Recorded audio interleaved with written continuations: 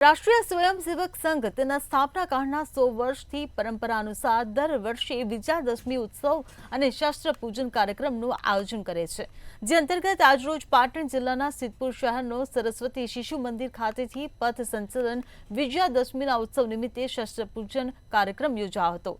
આ દરમિયાન સિદ્ધપુર શહેરના રાજમાર્ગો પર પથ સંચલનનું આયોજન થયું હતું, જેમાં પથ સંચલન કરી રહેલા કાર્યકરોનું શહેરીજનોએ પુષ્પ દ્વારા સ્વાગત કર્યું હતું। તેમજ સરસ્વતી શિશુ મંદિર ખાતે કાર્યકરો દ્વારા શસ્ત્ર પૂજન કરવામાં આવ્યું હતું। જો કે કાર્યક્રમ દરમિયાન સંઘના પ્રચારકે સંબોધન કરતા કહ્યું હતું કે આ કાર્યક્રમનો મુખ્ય હેતુ સાંસ્કૃતિક વિશેષતાઓથી આ રાષ્ટ્રમાં સાંસ્કૃતિક આધાર પર એકતા અને અખંડિતતા મજબૂત બનાવવાના હેતુથી રાષ્ટ્ર નિર્માણની સંકલ્પનાને વધુ મજબૂત બનાવી રાષ્ટ્રની પરમ વૈભવના શિખર ઉપર પહોંચાડવાનો છે।